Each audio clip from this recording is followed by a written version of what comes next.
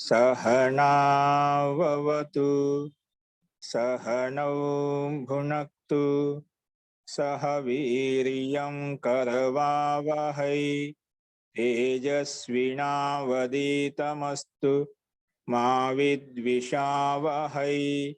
ओम शांति शांति शांति। सर्वेभ्यो नमः। अंदरिकी नमस्कारम अंडी।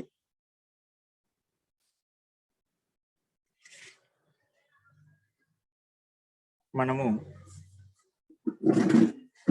రచనానువాద కౌముదిలో శబ్ద సంగ్రహం గురించి మనం చెప్పుకుంటున్నాము. నిన్న దాదాపుగా ఒక 30 శబ్దాల వరకు చూశాము. అంటే అక్కడ సర్వనామ శబ్దాల గురించి చెప్పుకుంటున్నాము. మొన్న యుస్మల్ శబ్దము అస్మల్ శబ్దము గురించి చెప్పుకున్నాము. వాటిని ఎలా ఉపయోగించాలి, ఏ రకంగా తీసుకోవాలని కూడా మనం చూశాము. అదే క్రమంలో ఇంకా సర్వనామ శబ్దాలు ఉన్నాయి. ఇదం శబ్దము, అదర్ శబ్దము ఇలాగే ఉంటాయి. ఇదం శబ్దం యొక్క అర్థం వచ్చేసి దగ్గర ఉండేటప్పుడు ఇదం శబ్దాన్ని ఉపయోగిస్తాము, మూల శబ్దము. ఇదం అనేది, ఇదం యొక్క శబ్ద రూపం అనేది 3 లింగాల్లో ఉంటుంది. పుల్లింగము, స్త్రీలింగము, నపుంసక లింగంలో. ఇది అర్థాన్ని ఇచ్చేది ఇంకొక శబ్దము ఏషః శబ్దం. ఇది కూడా ఏతద్ శబ్దం. ఏతద్ శబ్దానికి ఇదం శబ్దానికి రెండింటికి అర్థం ఒకే విధంగా ఉంటుంది. కాకపోతే ఏషః శబ్దంకి యొక్క శబ్దం భిన్నంగా ఉంటుంది, ఇదం శబ్దం యొక్క రూపం భిన్నంగా ఉంటుంది. కానీ అర్థం రెండింటికి ఒకే విధంగా ఉంటుంది. ఏషః అంటే ఇది అని అర్థం, అయమన్య ఇది అని అర్థం. సో అయం బాలకః, ఏషః బాలకః, అలా రెండింటికి తేడా ఇలా ఉంటుంది. కానీ శబ్ద రూపంలో తేడా ఉంటుంది, అర్థంలో తేడా ఉండదు. దూరంగా ఉండేటువంటి వ్యక్తులను, వస్తువులను, పదార్థాలను చెప్పేటప్పుడు తత్ శబ్దాన్ని ఉపయోగిస్తాము. తత్ శబ్దాన్ని, అదర్ శబ్దాన్ని, 2 శబ్దాలు ఉన్నాయి. తత్ శబ్దం ఒకటి, అదర్ శబ్దం. ఏ విధంగా దగ్గర అని చెప్పడం కోసము ఇదం శబ్దాన్ని, అదేవిధంగా ఏతది శబ్దాన్ని ఉపయోగిస్తామో అలాగే దూరంగా ఉందని చెప్పడం కోసము తద్ శబ్దాన్ని, అదర్ శబ్దాన్ని ఉపయోగిస్తాము. తద్ శబ్దంలో, అదర్ శబ్దంలో ఇక్కడ కూడా అర్థపరంగా చూస్తే రెండిట్లో ఒకే అర్థాన్ని ఇస్తుంది. కాకపోతే శబ్దంలో తేడా ఉంటుంది. అదర్ శబ్దానికి రూపం వచ్చేసి అసౌ, అము, అమి అలా ఉంటుంది. అసౌ, అము, అమి పుల్లింగంలో. స్త్రీలింగంలో అయితే అసౌ, అము, అమూహు. అలాగే నపుంసకలింగంలో అయితే అదహ, అము, అమోని. అంటే ఇక్కడ కూడా అదస్ అంటే అది, ఆమె, అతడు అలాగ అర్థం వస్తుంది. అది అంటున్నాం, అతడు అంటున్నాం, ఆమె. దగ్గర ఉన్నప్పుడు ఇతడు అంటాం కానీ అతడు అనం. అలాగే అతడు అని చెప్తున్నా అంటే కొంచెం దూరంగా ఉంటున్నాడు కాబట్టి అతడు అంటున్నాం. అంటే కొంచెం డిస్టెన్స్ అయితే కొంచెం దూరంగా ఉంటుంది. అటువంటి సందర్భంలో అదే శబ్దాన్ని ఉపయోగిస్తాము. అలాగే తత్ శబ్దం కూడా అదే అర్థంలో ఉపయోగిస్తాం. తత్ అంటే సహ అంటే అతడు, లేదా సా ఆమె.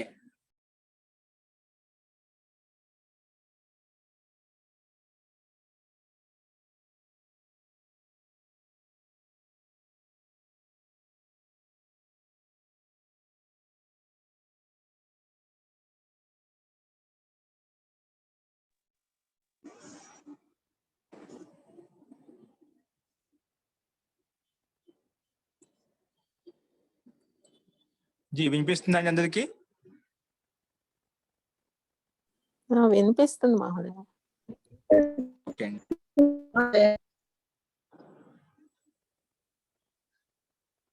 తో మీకు రెండింటికి మధ్య వ్యత్యాసం తెలిసింది అనుకుంటాను.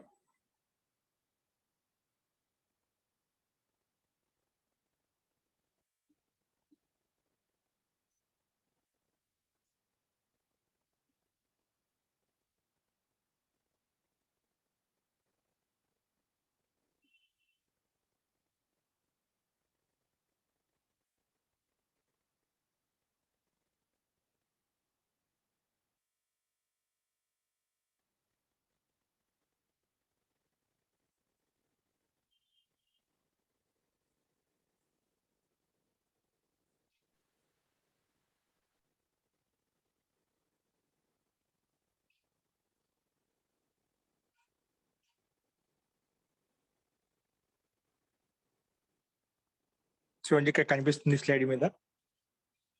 ఒకసారి మళ్ళీ లక్ష్మి గారు ఉన్నారా? చెప్పండి మహోదయ. అది పీడిఎఫ్ మళ్ళీ పంపించండి. అది పీడిఎఫ్ లోపలికి వెళ్ళిపోయింది, అందుకే కనిపించడం లేదు. పీడిఎఫ్ పంపించండి, మళ్ళీ గ్రూప్లో పెట్టండి, నేను దాన్ని సెలెక్ట్ చేస్తాను సెట్ మీద. ఫస్ట్ సో ఇక్కడ మనకు కనిపిస్తున్నాయండి. యుష్మత్ శబ్దం కిందనే ఇదం శబ్దం ఉంది. సో దగ్గర అని చెప్పడం కోసం ఏ శబ్దాన్ని ఉపయోగించి ఏ సమాన శబ్దాన్ని ఉపయోగిస్తాము? ఇదం శబ్దం ఒకటి, ఏతద్ శబ్దం ఒకటి. ఏతద్ శబ్దానికి 3 లింగాలు ఉంటాయి, ఇదం శబ్దానికి కూడా 3 లింగాలు ఉంటాయి. ఏతద్ శబ్దానికి అర్థం వస్తుంది చెప్పాను, ఏషః అంటే ఇతడు, ఏషా ఈమె, ఏతద్ ఇది. ఇది అర్థం చెప్పడం కోసం ఇదం శబ్దాన్ని కూడా ఉపయోగిస్తాం. ఏతద్ కాకుండా ఇదం శబ్దాన్ని కూడా. ఇదం అంటే పుల్లింగంలో అయం, స్త్రీలింగంలో ఇయం. అయం అంటే అతడు, సారీ ఇతడు. అయం అంటే ఇతడు.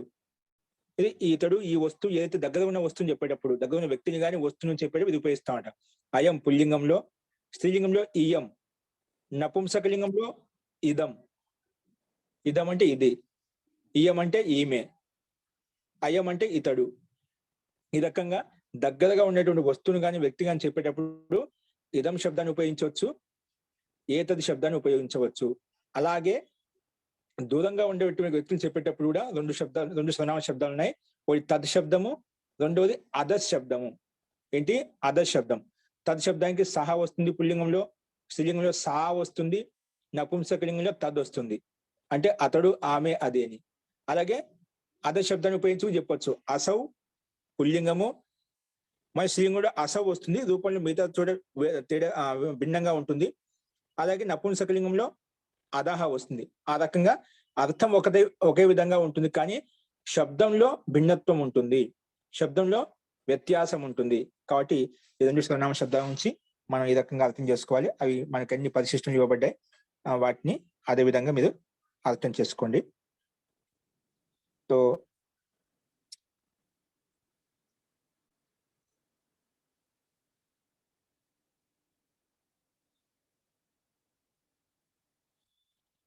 ఇక్కడ మనకు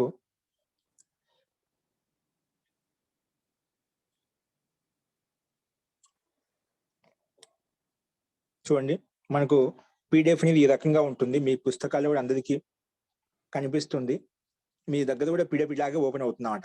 ఇలా మనం మార్చుకుంటూ పోతేనే ఒక్కొక్కటి పేజ్ ఎన్నికి మారుతూ ఉంటుందన్నమాట. క్రమంగా వస్తున్నాయి. చూడండి, నేను అని పేపరు మారుస్తున్నాను, అన్నికి వెళ్ళిపోతున్నాయి అన్నమాట. ఓకే, ఇలాగ క్రమంగా వస్తాయి మనకు. అక్కడ మీరు అలాగే ముందుకు ఎన్నికి అడ్జస్ట్మెంట్ తోటి మీకు క్రమంగా ఒక్కొక్క పేజ్ వచ్చేస్తుంది. కాబట్టి ఇప్పుడు డైరెక్ట్ గా మధ్యలోకి వెళ్ళిపోవాలి కాబట్టి నేను అక్కడికి వచ్చేస్తున్నాను. ఇక్కడ ఒకటి మనకు సింబల్ ఉంటుందన్నమాట. మన యూట్యూబ్ లో కదా ఏ విధంగా చూస్తే మనకు ఇక్కడ ప్రారంభంలో అవసరం లేకపోతే దాన్ని సింబల్ తీసుకొచ్చి బిందు తీసుకొచ్చి వెనక మధ్యలో ఎలా కావాలంటే అలా పెట్టుకోవచ్చు.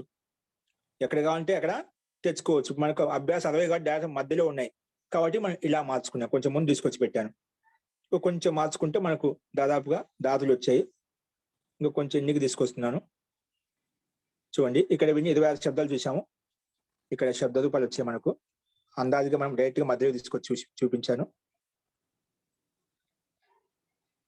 చూడండి, ఇక్కడ ఇదం, ఇప్పుడు అదస్ శబ్దం చెప్పాను. ఇదం శబ్దం తర్వాత అదస్ శబ్దం ఉంది. అదస్, అసౌ, అము, అమి. మీకు ఇక్కడ కనిపిస్తుంది చూడండి.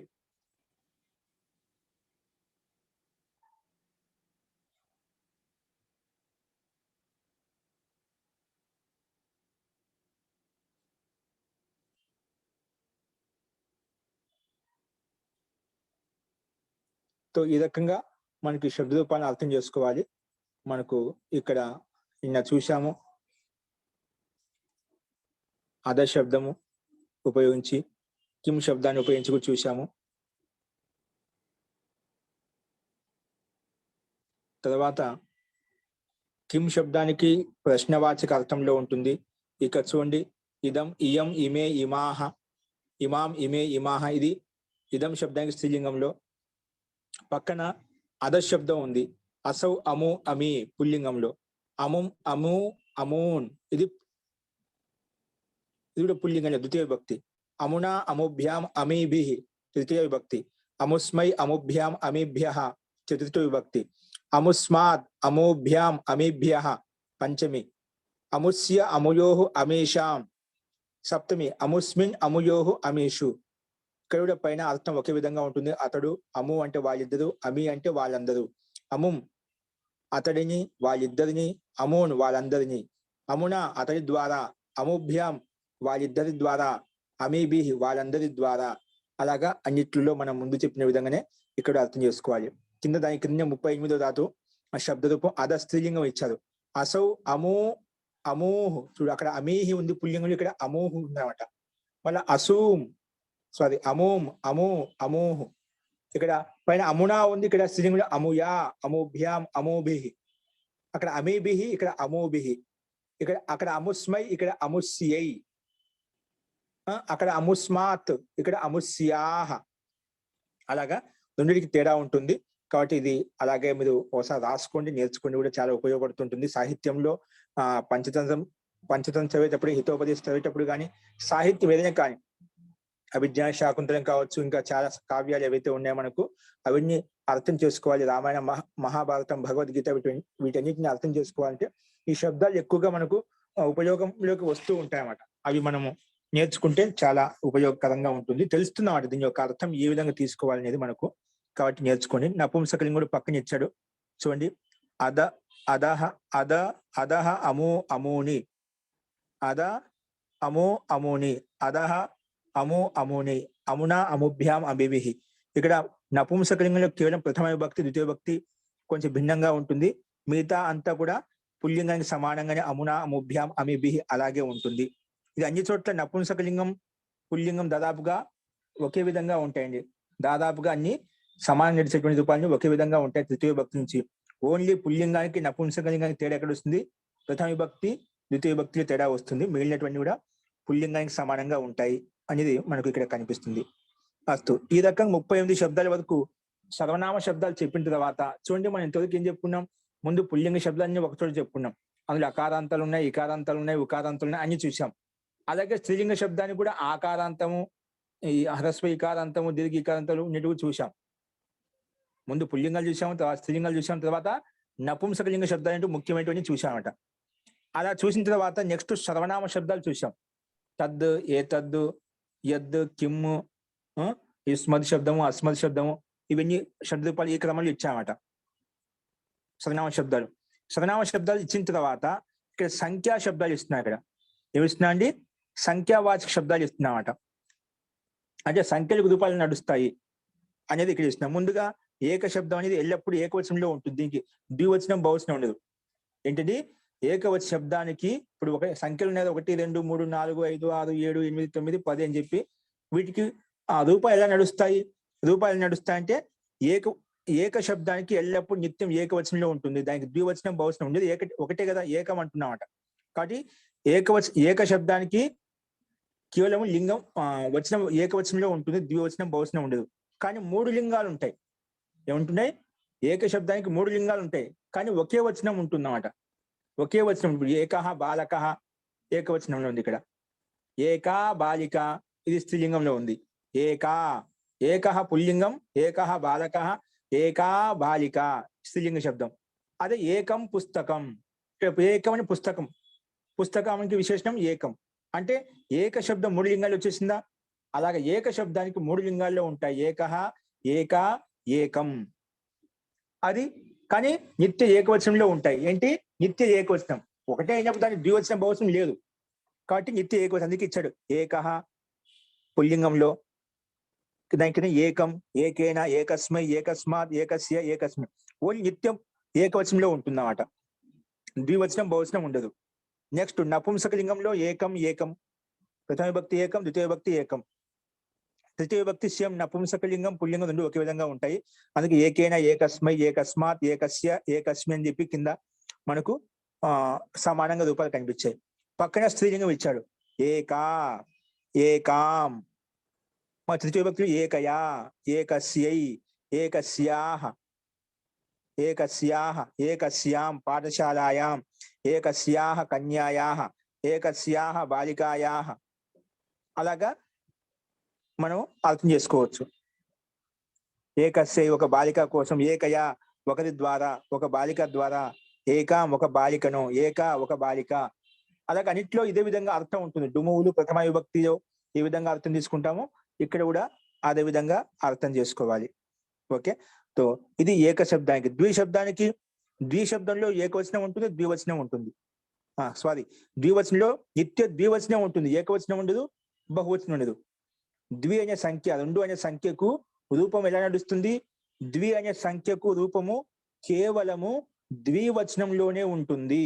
దీనికి ఏకవచనం ఉండదు, ద్వివచనం బహువచనం ఉండదు.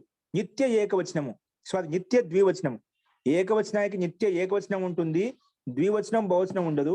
అలాగే ద్వి సంఖ్య, ద్వే సంఖ్య అంటే 2 అనే సంఖ్యకు మాత్రం రూపము నిత్యం ద్వివచనంలోనే ఉంటుంది, ఏకవచనము బహువచనం ఉండదు.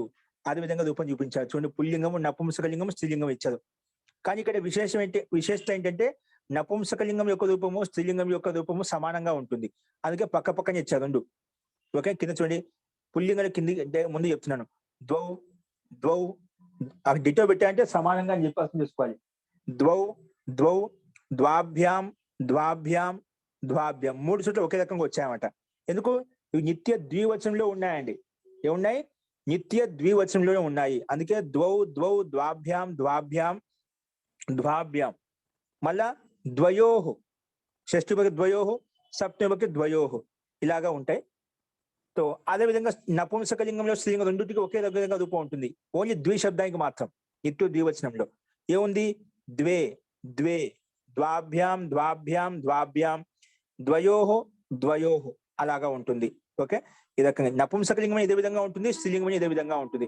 ద్వే బాలికే, ద్వే బాలికే, ద్వాభ్యాం బాలికాభ్యాం, ద్వయోహు బాలికయోహు, అలాగా. నపుంసకలింగమైన పుల్లింగమైన ఒకే విధంగా ఉంటుంది. ద్వే పుస్తకే, ద్వాభ్యాం పుస్తకాభ్యాం, ద్వయోహు పుస్తకయోహు, అలాగా నపుంసకలింగమైన స్త్రీలింగం ఒకే విధంగా ఉంటుంది. ఓన్లీ ద్వి సంఖ్యకు మాత్రము.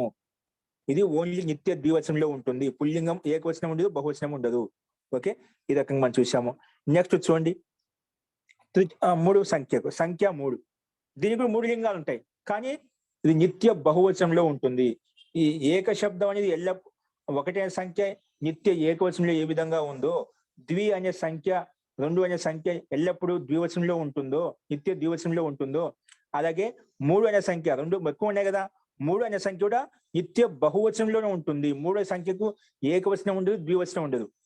3 అనే సంఖ్యకు ఏకవచనం ఉండదు, ద్వివచనం ఉండదు. ఏమిటి? నిత్య బహువచనం ఉంటుంది. కానీ 3 లింగాలు ఉంటాయి.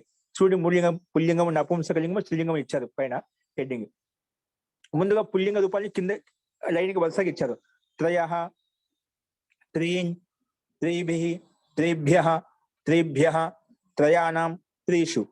త్రయ అంటే 3, త్రి అంటే 3, త్రిభిః 3 ద్వారా, త్రిభ్యః 3 నుండి లేదా 3 వలన, త్రిభ్యః 3 యొక్క, సారీ త్రిభ్యః చతుర్థి కదా, 3 కోసము. పంచమిలో త్రిభ్యః 3 వలన లేదా 3 నుండి, అవి ఏంటే కావచ్చు 3. త్రయాణం 3 కోసం, త్రయ అంటే 3 వలన. త్రయాణం బాలకానం, 3 బాలకుల యొక్క, 3 యొక్క అనాలి. త్రయాణంలో 3 యొక్క. త్రీషు బాలకేషు, 3 బాలకులు ఎందు. త్రీషు బాలకేషు, 3 బాలకులు ఎందు, అలాగా. అలాగే త్రీని, త్రిభిః, త్రిభ్యః, త్రయాణం, త్రీషు, ఇవి నిత్య, ఇవి కూడా నపుంసకలింగంలో త్రీని వస్తుంది. మిగిలిన త్రిభ్య పుల్లింగానికి సమానంగానే ఉంటాయి. తృతీయ విభక్తి నుంచి మొదలుకొని సమానంగానే ఇచ్చాడు. నెక్స్ట్ త్రిలింగంలో తిస్రః, అలా ఉంటుంది. తిస్రిభిః, తిస్రిభ్యః, తిస్రూణాం, తిస్రిషు, అలాగా. తిస్రీనాం షష్ఠి విభక్తి బహువచనము, తిస్రిషు సప్తమి విభక్తి బహువచనం. ఇవి నిత్య బహువచనంలోనే ఉన్నాయి. ఎలా ఉన్నాయి? నిత్య బహువచనంలోనే ఉన్నాయి. ఓకేనా? దీని యొక్క ప్రయోగం తెలుసు కదా. త్రయః బాలకాః, త్రీణి పుస్తకాని, తిస్రః బాలికాః, తిస్రః కన్యాః, తిస్రః పాఠశాలాః. అలా ఎన్నో స్త్రీలింగ శబ్దాలు ఎలాగైనా ఏ దానికైనా విశేషణంగా వస్తాయి, వేటికైనా ఉపయోగించుకోవచ్చు. దాన్ని బట్టి విభక్తి యొక్క అర్థం ప్రథమ విభక్తి, ద్వితీయ విభక్తి అని 7 విభక్తులు ఉంటాయి, కానీ నిత్య బహువచనంలోనే ఉంటాయి. నిత్య బహువచనంలో ఉంటాయి. ఇప్పుడు రామ శబ్దానికి ఏకవచనం ఉంటుంది, ద్వివచనం, బహువచనం ఉంటుంది. రాముడు, 2 రాములు, చాలా మంది రాములు. ఇక్కడ అట్లా ఉండదు, నిత్య బహువచనమే ఉంటుంది. సంఖ్య 3కి రూపం వచ్చేసి నిత్య బహువచనంలోనే ఉంటుంది. ఓకేనా? సో ఇక్కడ నుంచి ఒక సూచన కింద ఇచ్చాడు. 3 से 18 తక్ అంటే 3 నుంచి మొదలుకొని 18 సంఖ్య వరకు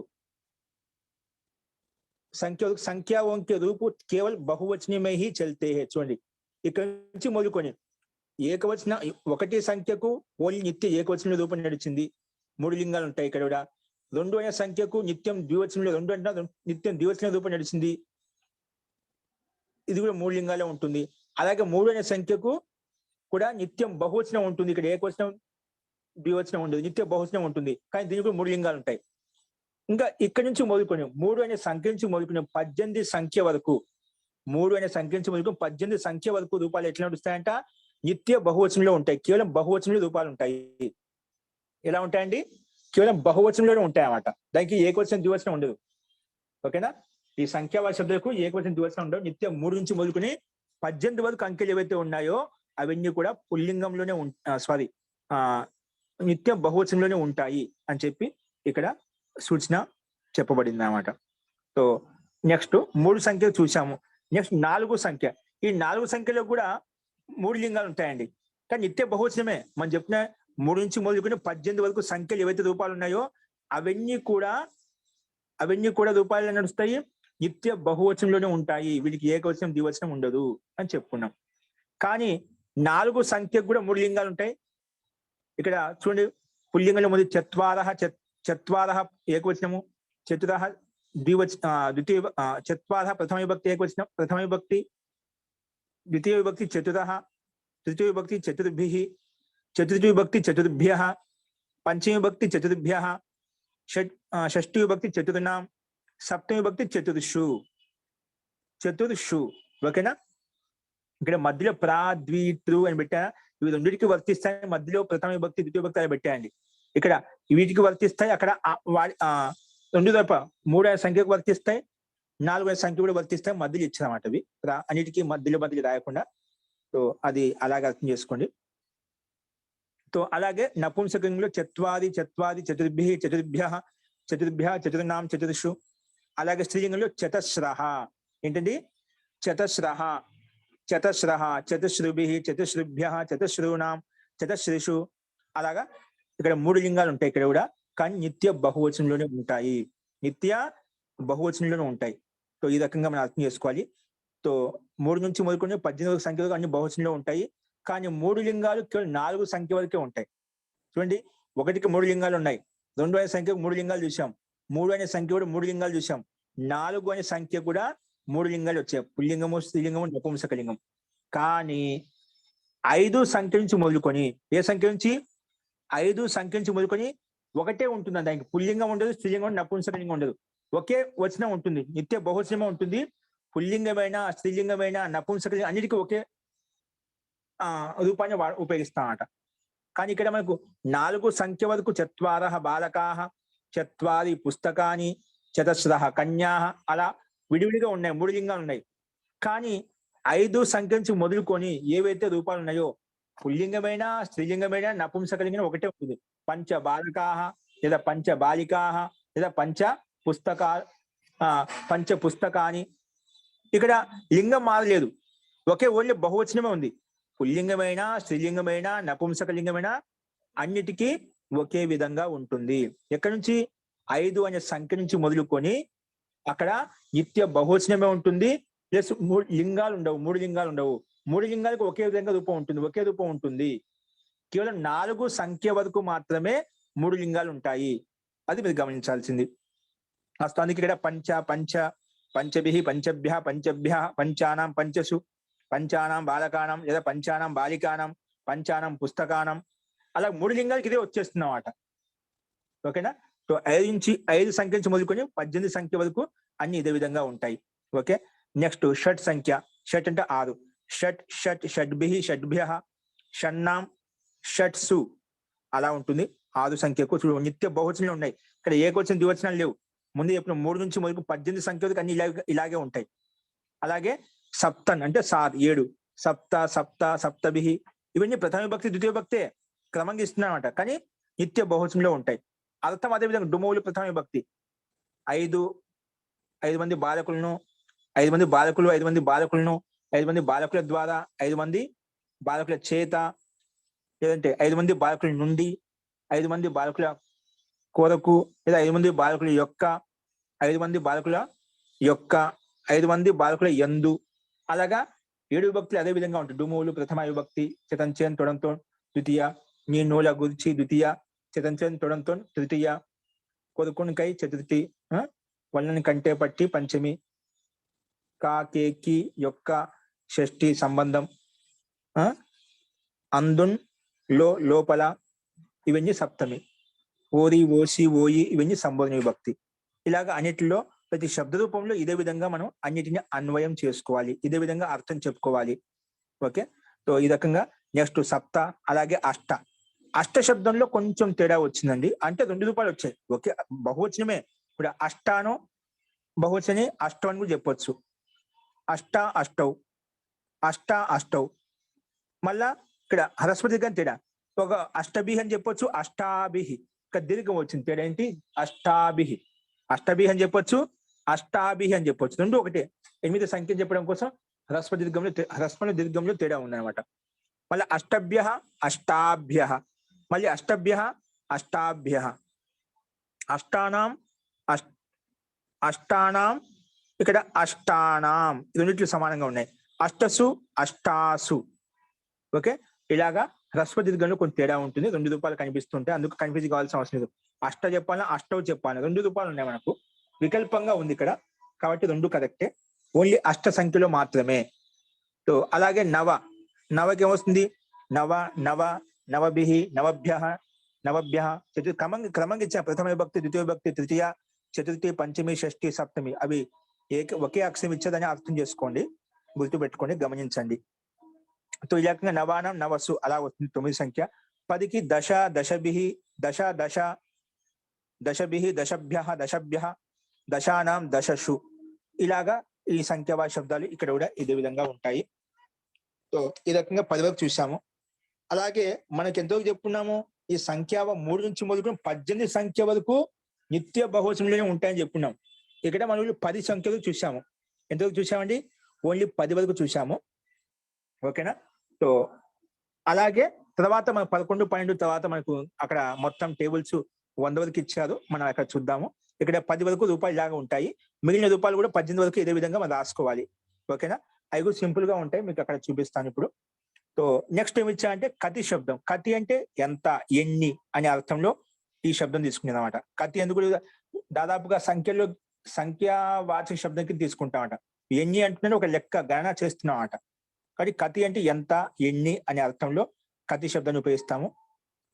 అది నిత్య బహువచనమే, అందుకే కతి కతి కతిభిః కతిభ్య కతిభ్య కతీనాం కతిషు, కతి సంతి,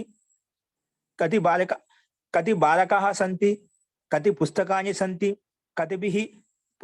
కతిభిః బాలికాభిః ఆగతాః, ఎంతమంది బాలకుల ద్వారా వచ్చారు. కతి ఎంత, ఎన్ని అనే అర్థంలో ఈ సంఖ్యను తీసుకుంటామట. అలాగా సో కతి పుస్తకాని సంతి, కతి రూప్యకాని సంతి అని అడుగుతుంటాం కదా, అలా కతి శబ్దం ఈ రకంగా ఉపయోగిస్తాము. సో ఇది ఎంత, ఎన్ని అనే అర్థం తీసుకుంటాము. నెక్స్ట్ ఉభా శబ్దం. ఉభా శబ్దం అంటే 2 అనే అర్థంలో. ఏంటి ఉభా శబ్దం ఏమి ఉపయోగిస్తాము? 2 అంటే ద్వయం, ఇద్దరు. ఇప్పుడు భార్యాభర్తలు, తల్లిదండ్రులు, అలాగా జుడువ ఎక్కడైతే ఉంటారో, సంయుక్తంగా ఇద్దరికి ఎక్కడ ప్రాధాన్యత ఉంటుందో అటువంటి శబ్దాలు ఉభా శబ్దాన్ని ఉపయోగిస్తాం. సంయుక్తంగా ఉండేది, ఇప్పుడు అశ్విని కుమారులు అంటాం, తల్లిదండ్రులు అంటాం, భార్యాభర్తలు అంటాం, అన్నదమ్ముళ్ళు అంటాం, అక్క చెల్లెళ్ళు అంటాం. అలాగా సంయుక్తంగా ఉండేటువంటి పదాలు ఏవైతే 2 అనే, 2కి ద్యోతకం ఎక్కడైతే అవుతుందో, రామలక్ష్మణులు అంటాం. అలాగా ఎక్కడైతే రూఢిగా ప్రసిద్ధమైనటువంటి 2 అనే శబ్దాన్ని ఆ సందర్భంలో ఈ ఉభయ శబ్దాన్ని ఉపయోగిస్తాం. సో దీని కూడా 2 రూపాలుగా ఉంటుంది. దీనికి మర్చిపోయినా, దీనికి 3 లింగాలు ఇచ్చారు. ఉభయ శబ్దానికి కూడా 3 లింగాలు ఉంటాయంట. ఏంటంటే ఉభయ శబ్దానికి కతి వరకు అన్ని నిత్య బహువచనంలో ఇచ్చాము, కానీ ఇది ఉభయ శబ్దం కొంచెం భిన్నమైంది కదా, సంఖ్యావాచ శబ్దం కాదు. సంఖ్య మనకి ఏకాదశ, ద్వాదశ, త్రయోదశ, చతుర్దశ, పంచదశ, షోడశ, సప్తదశ, అష్టదశ, ఇంతవరకు 18 వరకు మనకి ఇలా ఉంటాయి. ఉభయ శబ్దం భిన్నమైంది కాబట్టి ఇక్కడ 3 లింగాలు ఇచ్చామట. పుల్లింగం వస్తే ఉభౌ వస్తుంది. ఉభౌ ద్వితీయ విభక్తిలో ఉభాభ్యాం తృతీయ విభక్తి, ఉభాభ్యాం చతుర్థ విభక్తి, మళ్ళీ పంచమ విభక్తిలో షష్ఠి విభక్తిలో ఉభాభ్యాం వస్తుంది. సప్తమ విభక్తిలో ఉభయోః. ఓకేనా? ఉభయోః షష్ఠి భక్తులు ఉభయోహో, అలాగే సప్తమి భక్తులు ఉభయోహో. ఉభాభ్యాం ఉభాభ్యాం ఉభాభ్యాం తృతీయ చతుర్థి పంచమిలో ఒకే విధంగా ఉంటాయి. షష్ఠి సప్తమి భక్తిలో ఒకే విధంగా ఉంటాయి. ఇది పుల్లింగంలో. నపుంసక లింగంలో స్త్రీలింగంలో ఒకే విధంగా రూపం ఉంటుందంట. ఎలా ఉంటుంది? నపుంసక లింగంలో స్త్రీలింగంలో ఉభ శబ్దానికి ఒకే విధంగా రూపం ఉంటుంది. ఏ విధంగా అయితే మనకు ఇలాగే ద్వి అనే సంఖ్య 2 అనే సంఖ్య చెప్పుడు అక్కడ కూడా నపుంసక లింగం స్త్రీలింగం ఒకే విధంగా ఉన్నాయి. అలాగే ఉభా శబ్దానికి కూడా ఒకే విధంగా ఉంటాయి. ఏ విధంగా ఉంటాయి? ఉభే ఉభే, ఉభాభ్యాం ఉభాభ్యాం ఉభాభ్యాం ఉభయోహు ఉభేషు. అలాగే నపుంసకలింగమైన స్త్రీలింగమైన ఒకే విధంగా రూపం ఉంటుంది. కాబట్టి ఈ శబ్దాలను మనం ఈ రకంగా గుర్తు పెట్టుకోవాలి, నేర్చుకోవాలి. ఒక చోట నేర్చుకుంటే మనకు ఇవన్నీ సాహిత్య ప్రయోగంలో కనిపిస్తూ ఉంటాయండి. ఎక్కడ చదివినా కూడా, ఎక్కడ సాహిత్యం చదువుకున్నా మనకు ఇవన్నీ బోధపడుతూ ఉంటాయి. ఎక్కడ ఏ రకంగా ఉపయోగించనేది మనకు ఐడియా, అవగాహన వస్తుంటుంది. కనీసం వీటిని రోజు వల్లి వేసుకుంటూ ఉంటున్నాను అనమాట. హనుమాన్ చాలీసా విధంగా వల్లి వేస్తుందో అలాగా రోజు పొద్దున్న లేగానే సుప్రభాతం స్థానంలో ఈ సుప్రభాతం పెట్టుకుంటేనే మనకు రోజు మన మైండ్ లో ఈ శబ్దావళి కూర్చుంటుందండి. కాబట్టి అలా ప్రయత్నం చేయండి. మనం నేర్చుకోకపోయిన రోజు చూసి పాఠం రోజు వల్లి వేస్తూ ఉన్నా కూడా మనకు ఆటోమేటిక్ కంఠస్థం అయిపోతాయండి. కాబట్టి ఆ విధంగా వల్లి వేయడానికి ప్రయత్నం చేస్తూ ఉండి చాలా అవసరము మనకు. నెక్స్ట్ చూడండి, ఇంకా కొన్ని శబ్ద రూపాలు ఇచ్చాడు. పతి శబ్ద రూపం ఏంటంటే పతి ఇకారం శబ్ద రూపం. ఇంతో సంఖ్యా శబ్దాలు చెప్పిన తర్వాత ఇంకా కొన్ని విశిష్టమని, ఇంతవరకు మనకు చెప్పిన వాటిల్లో దాదాపుగా మనకు శబ్ద రూపాల్లో ఉన్నటువంటివి శబ్ద రూపాలు అంటున్నాను, అభ్యాసంలో వచ్చినటువంటి మనం ప్రయోగించామండి. ఏంటండి, ఇందులో 60 అభ్యాసంలో ఏవైతే ముఖ్యంగా ఉపయోగించబడ్డాయో అవి మనం పుల్లింగము, స్త్రీలింగ శబ్దాలు, నపుంసకలింగ శబ్దాలు, సర్వనామ శబ్దాలు, సంఖ్యావాచ శబ్దాలు మనం చూసాం. ఇంకా అతిరిక్తంగా మధ్య మధ్యలో వచ్చిన శబ్దాలు కూడా వచ్చాయి. ఇంకా 60 అభ్యాసంలో కొన్ని విశిష్టమైన శబ్దాలు, ఇవి కొన్ని విశిష్టమైన శబ్దాలు. ఈ శబ్దాలన్నీ కూడా ఏంటంటే ఇవి సమానంగా నడవవండి. ఏంటండి, ఇవి సమానంగా నడవవు. అంటే వీటికి సంక్షిప్త రూపాలు మనకి ముందు చెప్తున్నాయి, ఇట్లా సంక్షిప్త వీటికి లేవు. అంటే ఇక్కడి నుంచి వచ్చే శబ్దాలన్నీ కూడా స్వతంత్రంగా నడుస్తాయి. ప్రతి శబ్దం భిన్న భిన్నంగా నడుస్తుంది.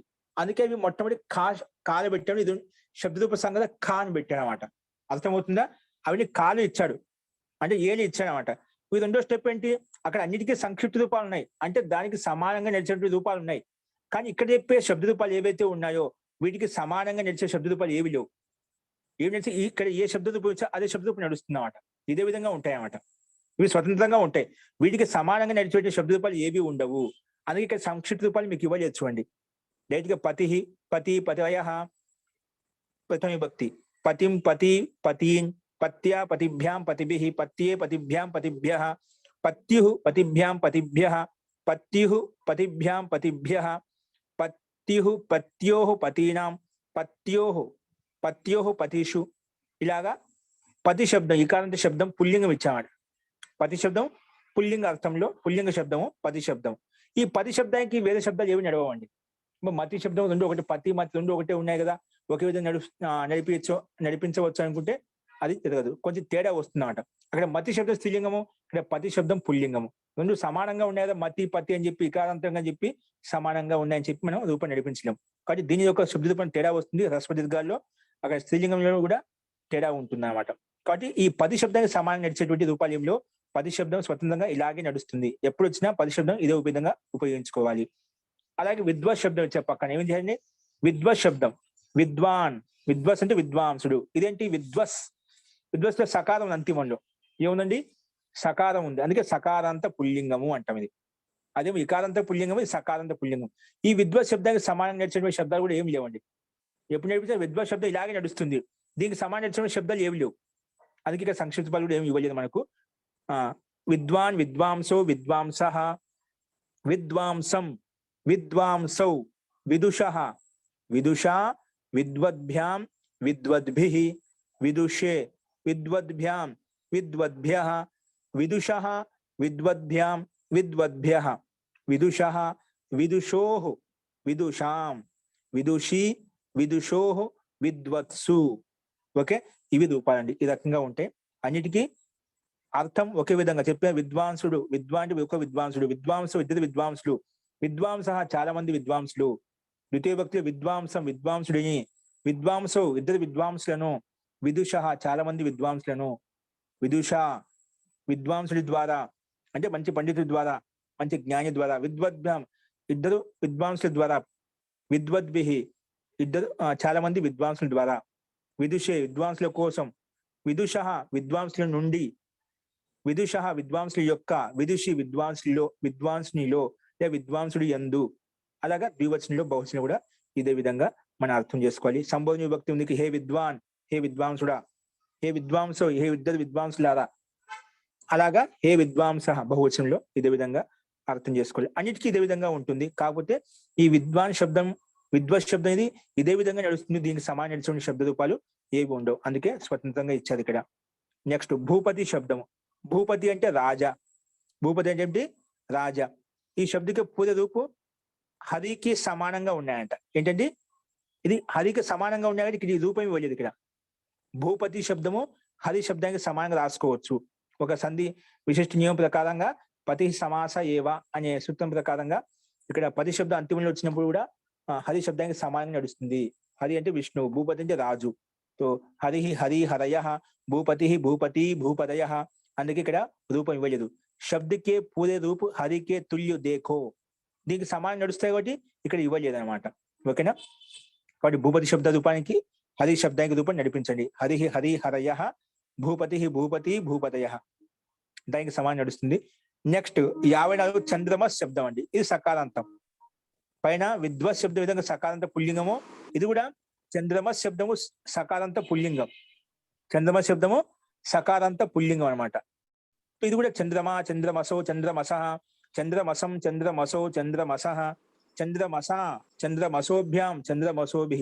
చూడండి, అదే విద్వత్ సకారాంతము, చంద్రమస్ లో సకారాంతం రెండు సమానంగా ఉన్నాయి కదా. సకారాంతం సకారాంతం అని రెండు ఒకే విధంగా ఉంటాయని మనం సమానంగా నడిపించలేం. అక్కడ రూపం భిన్నంగా ఉంది, ఇక్కడ కూడా భిన్నంగా ఉంది. రెండు పుల్లింగాలే, సకారాంత పుల్లింగం అది సకారాంత పుల్లింగమే. కాబట్టి అది విద్వత్ శబ్దము, ఇది చంద్రమస్ శబ్దము. కాబట్టి రెండు భిన్న భిన్నంగా ఉంటాయి. కాబట్టి వీటిని అదే విధంగా మనం భిన్న భిన్నంగా నేర్చుకోవాలి. ఓకేనా? కొన్ని విశిష్టమైన శబ్దాలు రూపాలు ఇక్కడ ఇచ్చాయన్నమాట. సో అన్ని ఇదే విధంగా చూసుకోండి. నెక్స్ట్ వచ్చేసి యువన్ శబ్దము, సారీ స్వన్ శబ్దము. 55ది స్వన్ అంటే కుత్త, అంటే కుక్క. ఇది స్వన్ లో నకారాంత పుల్లింగ శబ్దం అండి. శ్వన్ నకారాంత పుల్లింగ శబ్దం. శ్వన్ లో నా కనిపిస్తుంది. దీనికి కూడా భిన్నంగా రూపం ఉంది. దీనికి సమానం ఇచ్చేటువంటి రూపాలు ఏవి లేవు. అందుకే శ్వహ, శ్వా శ్వానౌ శ్వానః, శ్వానం శ్వానౌ శృణః, శునా శున, శునా స్వాభ్యాం శ్వభిః, శునే శ్వాభ్యాం శ్వభ్యః, శునః శ్వాభ్యాం శ్వభ్యః, శునః శునోః శునాం, శుని శునోః స్వసు. హే శ్వన్, హే శ్వానౌ, హే శ్వానః. శ్వన్ అంటే కుక్క. ఓకే? సో ఇది కూడా భిన్నంగా నడుస్తుంది. నకారాంత శబ్దము. నకారాంత అంటే రాజన శబ్దానికి సమానంగా, శర్మని శబ్దానికి సమానం నడిపిస్తా అంటే కాదు. ఈ స్వన్ శబ్దము భిన్నంగా ఇదే విధంగా ఇక్కడ ఏ విధంగా ఇచ్చామో అదే విధంగా నడుస్తుంది. ఏ బుక్కులైనా ఇదే విధంగా ఉంటుంది. దీనికి సమానం నడిచేటువంటి రూపాలు లేవు. అలాగే నెక్స్ట్ యువన్ శబ్దం. యువన్ శబ్దంలో నకారాంత ఇది కూడా. యువన్ అంటే యువకుడు, ఇది కూడా పుల్లింగ శబ్దం. కాబట్టి ఇది స్వన్కే తుల్య రూపు, స్వన్కే సమానంగా ఉందంట. ఎలా ఉందండి? స్వా స్వానౌ స్వానః, ఇది నడుస్తుంది. మళ్ళీ ఎవరికి సమానంగా? శ్వన్ శబ్దానికి సమానం నడుస్తుందంట. ఇక్కడ స్వా స్వానౌ స్వానః అంటే దీంట్లో ఉండే అంతిమంలో ఉండే రూపము ఇక్కడ యువాలో ఉండేటువంటి రూపం సమానంగా ఉంటాయి. ఇప్పుడు శ్వా ఇక్కడ యువ, స్వానౌ యువానౌ, స్వానః యువానః, నువ్వు సమానంగా కనిపిస్తున్న రెండు రూపాల్లో పెద్ద సంక్షిప్తం సమానంగా ఉందంట అంతిమ రూపం. అందుకే యువన్ శబ్దము స్వన్ శబ్దానికి సమానంగా నడుస్తుంది అని చెప్పి పక్కన ఇచ్చాడు. స్వన్కే తుల్య రూపు నడుస్తుంది. ఓకే? యువానం స్వానం యువానం, స్వానౌ యువానౌ, శునః యూనః. అక్కడ శునా ఉంది, ఇక్కడ యూనా ఉంది. అక్కడ స్వాభ్యాం ఉంది, ఇక్కడ యువాభ్యాం ఉంది. అక్కడ శ్వభిః ఉంది, ఇక్కడ యువభిః. అంతిమంలో సంక్షిప్త రూపం సమానంగా ఉంది. అంతిమంలో ఆడేటువంటి ప్రత్యయం అనేది సమానంగా ఉంది. అందుకే ఇది స్వన్ శబ్దానికి సమానంగా యువన్ శబ్దం నడుస్తుంది అని ఇక్కడ ఇచ్చారు. కాబట్టి ఇది ఇక్కడ ఏ రకంగా ఇచ్చారో అదే విధంగా నేర్చుకోవాలి. నెక్స్ట్ లక్ష్మీ ద్వితీయ పుల్లింగంలో దీర్ఘం ఉందండి. ఏంటండి? హ్రస్వ ఉకారం ఉంది, యూనహలో దీర్ఘ ఊకారం ఉంది. ద్వితీయ భక్తి బహువచనంలో. అవునండి. అదే కొంచెం తేడా ఉంది. అందుకే మనకు ఊరికే తేడా ఉంది కాబట్టి అందుకే రూపం అయితే ఇచ్చారు ఇక్కడ, అందుకే రూపం ఇచ్చారు. కొంచెం తేడా ఉంది కదా, రస్వ దీర్ఘాలు తేడా ఉంది రూపం ఇచ్చారు, కానీ దాదాపు ఊరికి దానికి సమానంగా ఉందని చెప్పి సంకేతించాడు అనమాట. దానికి సమానంగా ఉంది చెప్పి సంకేతించాడు అనమాట. అందుకే రూపం అయితే మనకు వదిలిపెట్టలేదు. పైన భూపతి శబ్దంలో హరి శబ్దానికి సమానం చెప్పి అక్కడ వదిలిపెట్టలేదు అనమాట, అక్కడ చూడమని చెప్పలేదు. ఇక్కడ కొంచెం భిన్నంగా ఉంది కానీ దీర్ఘం మీరు కనిపెట్టారు ఇక్కడ. అలాగే కొంచెం తేడా వస్తుంది. ఇప్పుడు అక్కడ స్వభి ఉంది, ఆ స్వభికి యువభి ఉంది కదా, కొంచెం తేడా వస్తుంది కదా, కన్ఫ్యూజ్ అవుతాం అనమాట. కాబట్టి అందుకే రూపం కూడా పూర్తిగా ఇచ్చారు. కాబట్టి ఇక్కడ ఇదే విధంగా నేర్చుకోవాలి మనం. నెక్స్ట్ లక్ష్మీ శబ్దంలో లక్ష్మీ దీర్ఘ ఇకారాంతం, ఇకారాంత స్త్రీలింగ శబ్దం.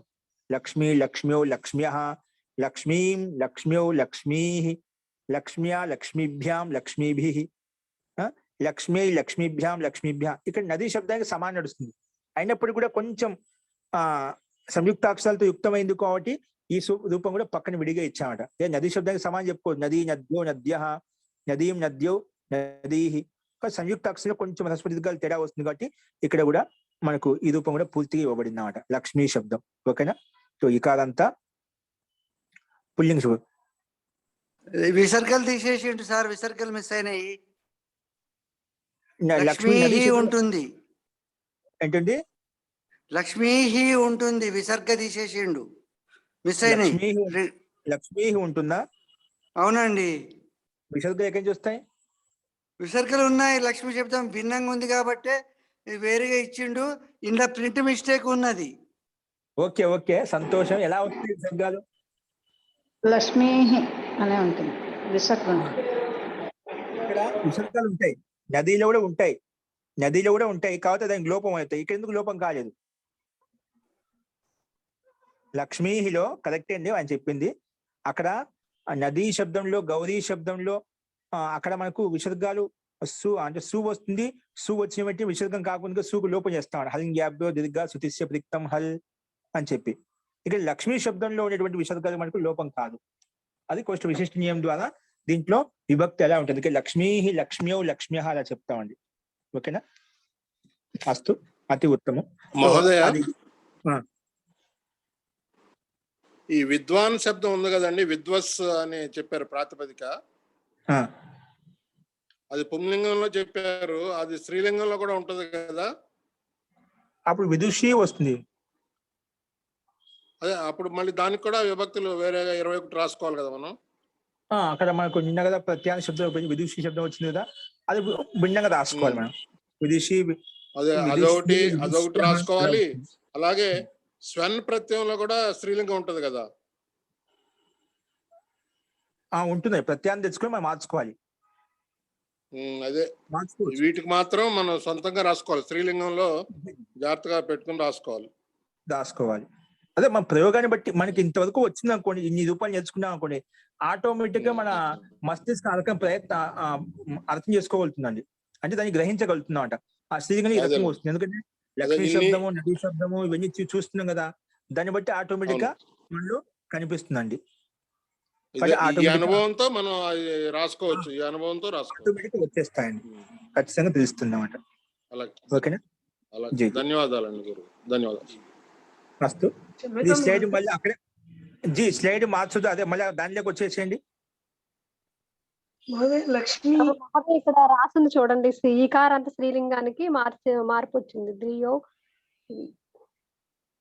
ఇక్కడ ఈకారాంత స్త్రీలింగ శబ్ద రుచి శబ్దం ఒకటి, ఇక్కడ స్త్రీ శబ్దము, స్త్రీ భీ ఇలాంటి వాటికన్నీ ఇలా మనకి ఇలా వస్తాయనండి. వీటికి కూడా ఇసి ప్రకార్ శ్రీహి, హ్రీహి, భీహి ఆది. అదే ముందు కంచి ఇచ్చారులేండి, రుచిహి అనేది కాదు, ఇది కాదు. ఇక్కడ కింద ఈకారాంత స్త్రీలింగం.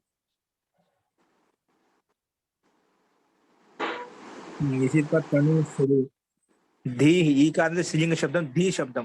ఇక్కడ ధీహిలో కూడా విసర్గం ఉంది, ధీహి, ధియో, ధియ. దీర్ఘికార శబ్దం ఇక్కడ కూడా విసర్గం లోపించలేదు, అదే నియమం వల్ల, వ్యాకరణ నియమం ప్రకారంగా. అలాగే ఇటువంటి శబ్దాలు ఏవే ఉన్నాయి అవి చెప్పారు. శ్రీహి శబ్దం చేత శ్రీహి, శ్రియో, శ్రియ అంటాము. హ్రీహి, హ్రియో, హ్రియ. భీహి, భియో, భియ. అలాగా ఈ శబ్దాల్లో మాత్రం విసర్గం లోపించదు. కొంచెం ఆర్థికం చేత అక్కడ మనకు విసర్గాలకు లోప హలింగ్యాభ్య దీర్ఘ శృతిస్య ప్రిక్తం హల్ ప్రకారంగా లోపం అవుతుంటే ఇది లోపం చేయనిదండి. ఓకే, ఇక్కడ ఇచ్చాను అలా ఉన్నాయండి, కొన్ని శబ్దాలు ఉన్నాయి. 9 ఇలా చూపించారు చూడండి, ఇక్కడ బ్రాకెట్లు ఉన్నట్టువి.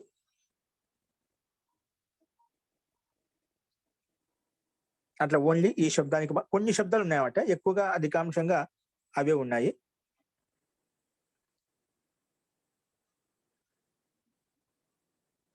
నెక్స్ట్ వచ్చేసి ఇందులో కొన్ని చూడండి, శబ్ద రూపాల్లోనే మనకు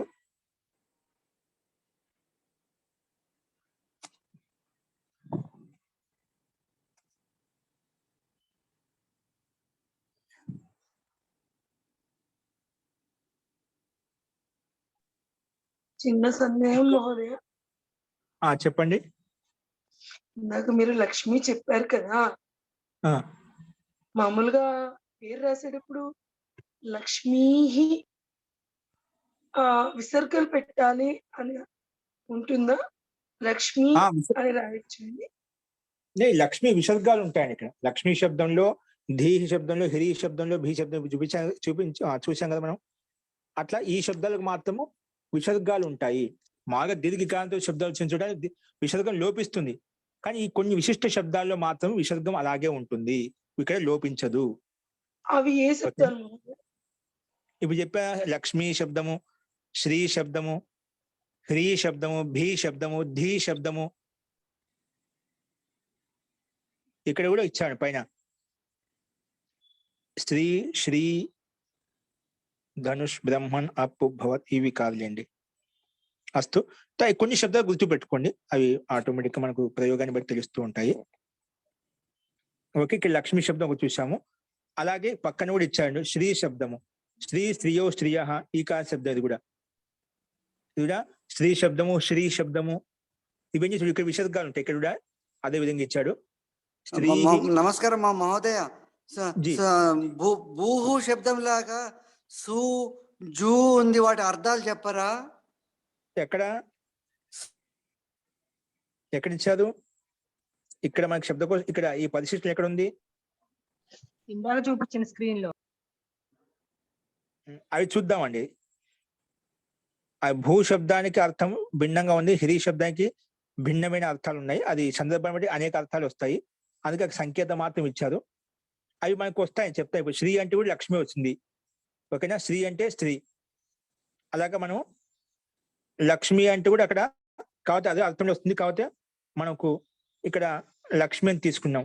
అంటే ఇవే శబ్దాలకు ప్రకరణం బట్టి అర్థాలు కొంచెం భిన్నంగా మారుతాయి అన్నమాట. శ్రీ అంటే ఐశ్వర్యవతిని తీసుకోవచ్చు, లక్ష్మి అని తీసుకున్నాం ఇక్కడ కూడా, ఓకేనా? ఇక్కడ 3 శబ్దాలు మనకి ఇవ్వబడ్డాయి చూడండి. స్త్రీ శబ్దము, శ్రీ శబ్దం, ఇవన్నీ కూడా దీర్ఘికాంత స్త్రీలింగ శబ్దాలే. ఇక్కడ రెండిట్లో కూడా విసర్గాలు ఉంటాయి. ఇక్కడ కూడా విసర్గాలు ఉంటాయి. నెక్స్ట్ ధనుష్ శబ్దము షకారాంతము, నపుంసకలింగం. ఇంతకు పుల్లింగం చూసిన తర్వాత, స్త్రీలింగం చూసిన తర్వాత కూడా ముందు మళ్ళీ ధనుష్ శబ్దం నకారం చూపిస్తున్నామట. ధనుష్ శబ్దం నకారం. ఇక్కడ చూడండి, కాలు ఇచ్చాయండి, ఇక్కడ సంక్షిప్త రూపాలు లేవు అనమాట. ఇవి ధను, ధనుషి, ధనుంషి, ధను, ధనుషి, ధనుంషి అలాగే రూపాలు నడుస్తాయి. అలాగే భవత్ శబ్దము, భవత్ ఆప్ సర్వనామ శబ్దం. ఇది సర్వనామ శబ్దం కూడా ఇక్కడ పక్క తీసుకొచ్చి పెట్టి అక్కడ చెప్పకుండా భవాన్, భవంతో, భవంతః, భవంతం, భవంతం, భవతో, భవంతో, భవతః, భవతా, భవద్భ్యాం, భవద్భిః. భవ అంటే మీరు, భవంతో మీరిద్దరు, భవంతః మీరందరూ, భవంతం మిమ్మల్ని, భవంతో మీ ఇద్దరిని, భవతః మీ అందరిని, భవత మీ ద్వారా, భవద్భ్యాం మీ ఇద్దరి ద్వారా, భవద్భిః మీ అందరి ద్వారా, భవతే మీ కోసం, మీ ఇద్దరి కోసం, మీ అందరి కోసం, మరి మీ వలన, మీ ఇద్దరి వలన, మీ అందరి వలన, మీ యొక్క, మీ ఇద్దరి యొక్క, మీ అందరి యొక్క, మీలో, మీ ఇద్దరిలో, మీ అందరి యందు, మీ అందరి యందు. అలాగా ఇక్కడ మనం అదేవిధంగా భవ శబ్దానికి పుల్లింగం అంటే మీరు అనే గౌరవవాచక శబ్దంలో ఈ శబ్దం ఇక్కడ ఇవ్వబడింది. అక్కడ మనకు ముందు భగవాన్, భగవంతో, భగవంతః, భగవంతం, భగవతో, భగవతః దాదాపు ఒకే విధంగా ఉంటుంది, కానీ కొంచెం భిన్నంగా ఉంటుంది కాబట్టి మార్పులు వస్తాయి కాబట్టి ఇక్కడ భిన్నంగా ఇచ్చామన్నమాట. ఓకే, తర్వాత వచ్చేసి బ్రహ్మన్ శబ్దం అండి. ఏంటి? బ్రహ్మన్ నకారాంతం. బ్రహ్మ అంటే బ్రహ్మ వస్తుంది, బ్రహ్మన్ అంటే వేదం వస్తుంది, 2 అర్థాలు ఇచ్చారు. ఓకేనా? బ్రహ్మ అనే శబ్దం బ్రహ్మ అర్థం వస్తుంది, పరబ్రహ్మ అంటే పరమేశ్వరుడు, బ్రహ్మ అంటే వేదం అనే అర్థం కూడా తీసుకోవచ్చు. సూచన ఏంటంటే ఇక్కడ బ్రహ్మణ్కే రూప్ శర్మన్ శబ్దకే సమాన్ నడుస్తాయంట. శర్మ శర్మానో శర్మాణః, అలాగే బ్రహ్మ బ్రహ్మాణో బ్రహ్మాణః, బ్రహ్మాణం బ్రహ్మాణో బ్రహ్మణః. అక్కడ శర్మణః శర్మ శబ్దం ముందు చెప్పుకున్నాం. ఆ శర్మకి శబ్దానికి సమానం నడుస్తుందంట బ్రహ్మణ్ శబ్దం. అందుకే ఇక్కడ దానికి సమానంగా చూడమని చెప్పి 25వ శబ్ద రూపం చెప్పుకున్నామట. అక్కడ బ్రహ్మణ్ శబ్దము శర్మన్ శబ్దం రెండు సమానంగా ఉన్నాయి, అక్కడ చూసుకోవచ్చు అని చెప్పారు. నెక్స్ట్ సూచన భవ శబ్దకే రూపు పుల్లింగ మే భగవత్ కింది చూడు, भगवत के तुल्य चलते हैं. स्त्रीलिंगम ई अंत में लगाकर भवती शब्द के रूप भी नदी के तुल्य चलेंगे. నపుంసకలింగ के रूप में प्राय नहीं चलता. ఈ భవ శబ్దానికి రూపాలు నపుంసకలింగంలో దాదాపు అవి నడవవు, కానీ పుల్లింగంలో స్త్రీలింగంలో నడిపిస్తాం. భవత్ శబ్దానికి భవ అని చెప్పాము, భవత్ శబ్దానికి అది స్త్రీలింగం భవతి అలా వస్తుందన్నమాట. ఏమొస్తుంది? భవతి భవత్యో భవత్యః. అంతిమంలో దీనికి ఈకారం తెచ్చుకున్నాం అనుకోండి, స్త్రీలింగ రూపం అయిపోతుంది. ఇది ఎలా నడుస్తుంది? భగవాన్ భగవంతో భగవంత్ అని చెప్పారా, సేమ్ దానికి సమానంగా నడుస్తుంది. కాబట్టి కింద భవ శబ్దకే సమానంగా నడుస్తుంది. 9వ శబ్ద రూప సంఖ్య మనం అక్కడ చెప్పుకున్నామట. అయినా ఇక్కడ రూపం మొత్తం ఇచ్చారు, స్త్రీలింగానికి రూపం ఇవ్వలేదు. ఇది నది శబ్దానికి సమానం నడుస్తుంది. కాబట్టి భవత్ శబ్దానికి దీనికి ఈకారం చేసుకుని భవతి అయిపోతుంది. తర్వాత నదీకి శబ్దానికి నది నద్యో నద్యః, అలాగే భవతి భవత్యో భవత్యః అలాగా రూపం నడిపించుకోవచ్చు మనం.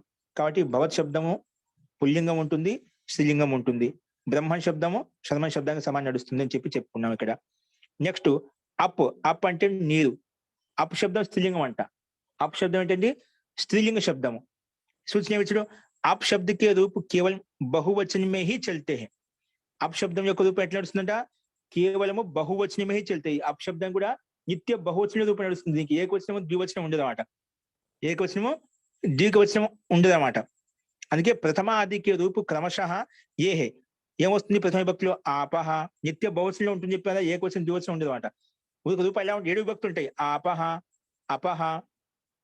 ఆపహ ఏకవచనము ప్రథమ విభక్తి, అపహ ద్వితీయ విభక్తి, అద్భిః తృతీయ విభక్తి, అద్భ్యః చతుర్థ విభక్తి, అద్భ్యః పంచమ విభక్తి, అపాం షష్ఠి విభక్తి, అప్సు సప్తమ విభక్తి, హే ఆపహ సంబోధన విభక్తి. చూడండి ఇక్కడ సంబోధన కూడా ఇచ్చామట.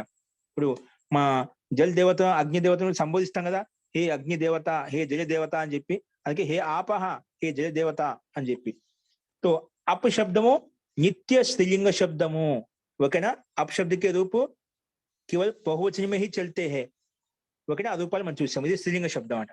ఏది గుర్తుపెట్టుకున్న అప్ శబ్దము. అప్ అంటే నీరు, ఇది స్త్రీలింగంలో రూపం నడుస్తుంది. ఆపహ అపహ అద్భిః అద్భ్యః అద్భ్యః అపాం అప్సు హే ఆపహ.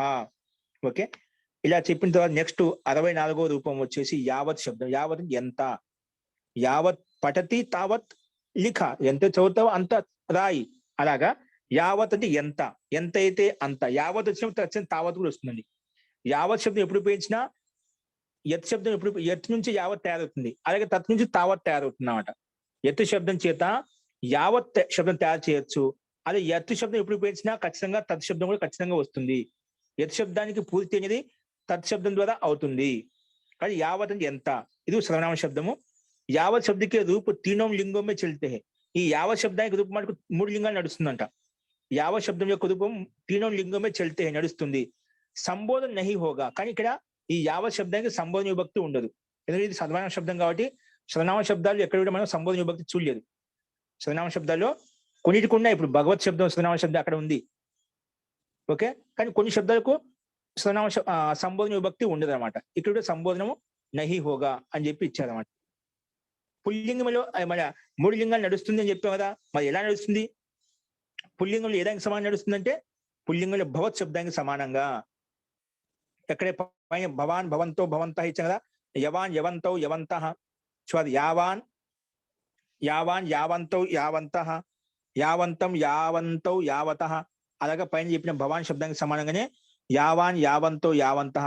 అలాగా భవ శబ్దం 63వ శబ్దం పైన ఇచ్చాడు కదా, దానికి సమానం నడుస్తుంది.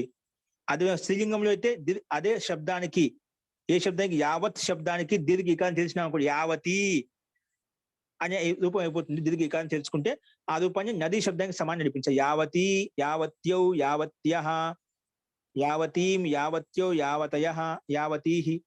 అలాగా యావత్యా యావద్భ్యాం యావద్భిః, నద్యా నదిభ్యాం నదిభిః. అలాగా దీర్ఘిక అని తెలుసుకుని నది శబ్దానికి సమానం నడిపించుకోవాలి. అది నపుంసకలింగంలో అయితే ఇదే శబ్దం యావత్ శబ్దం. సో యావత్ శబ్దానికి 3 లింగాలు ఉన్నాయని చెప్పాను. అప్పుడు ఏమొస్తుంది? యావత్, జగత్, జగతి, జగంతి, యావత్, యావతి, యావంతి అలా నడుస్తుంది. నపుంసకలింగంలో జగత్ శబ్దానికి సమానంగా. ఇది శబ్ద సంఖ్య 26 మనం చూసాం. జగత్ శబ్దం యొక్క రూపం అక్కడ పూర్తిగా ఇవ్వబడింది అన్నమాట. జగత్ శబ్దం యొక్క రూపము అక్కడ పూర్తిగా ఇవ్వబడింది. ఎలా నడుస్తుంది? జగత్, జగతి, జగంతి, యావత్, యావతి, యావంతి, యావత్, యావతి, యావంతి, జగత్యా, జగద్భ్యాం, జగద్భిః, యావత్యా, యావద్భ్యాం, యావద్భిః అలాగా రూపాలు నడుస్తాయి. కాబట్టి జగత్ శబ్దం ముందు పెట్టుకుంటే యావత్ శబ్దం యొక్క రూపము నపుంసకలింగంలో, స్త్రీలింగంలో అన్ని కూడా మనం అదే విధంగా రాయొచ్చండి. ఓకేనా? సో ఈ రకంగా యావత్ శబ్దము చూసాము. ఇంతవరకు మనకు శబ్దకోశం ఇక్కడ కంప్లీట్ అవుతుందండి. ఏంటండి? కాకపోతే పక్కనే ఒక చూడండి, పక్కనే కొంచెం ఉంది చూడండి. ఇది ఏముంది ఇక్కడ? మనకు ఇంతవరకు శబ్ద రూపాలు చూసాం మనం. ముఖ్యమైన శబ్ద రూపాలు ఇవన్నీ ఏది కూడా వదిలిపెట్టడానికి లేదండి. కాబట్టి అన్ని నేర్చుకోవచ్చు. రోజు చెప్తే రోజు వల్లి వేస్తూ ఉండే పాఠం ఉదక చూసిన చదువుతూ ఉండండి. దాదాపుగా మనకు మనసులో కూర్చొని పోతాయి శబ్దాలని కూడా. కాబట్టి ఇవన్నీ వల్లి వేసుకుంటూ ఉండండి. ఇక్కడ ముఖ్యంగా గమనించాల్సిన విషయం సంఖ్యాయ. ఇవి ఇక్కడ మనకు 100 వరకు సంఖ్యలు ఇచ్చారండి. ఏమి ఇచ్చారు? 100 వరకు సంఖ్యలు ఇచ్చారన్నమాట. ఇక్కడ చూడండి, ఏకహ మనం చెప్పుకున్నాం సంఖ్యావాద శబ్దాలు ఎలా నడుస్తాయని. సంస్కృతంలో మనకు ఎలా రాయాలి సంఖ్యలు. ఇప్పుడు 4 అంకెల వరకు 3 లింగాలు ఉంటాయి. అందుకే 3 లింగాలు ఇచ్చాయి ఇక్కడ. ఏక, ఏకహ, ఏకం, ఏక. 2 సంఖ్యకు ద్వౌ, ద్వే, ద్వే. 3 సంఖ్యకు త్రయః, త్రీణి, తిస్రః. అంటే క్రమంగా పుల్లింగము, నపుంసకలింగము, అంతిమ స్త్రీలింగం ఇచ్చారు. అలాగే 4 సంఖ్యకు చత్వారః, చత్వారి, చతస్రః. ఇక ఈ 4 అంకెలకు మాత్రం 3 లింగాలు చూపించారు. ఇంకా 5 అంకె నుంచి అన్ని ఒకటే ఉంటాయి అన్నమాట. పుల్లింగము, స్త్రీలింగం నపుంసకలింగంలో ఉండవు.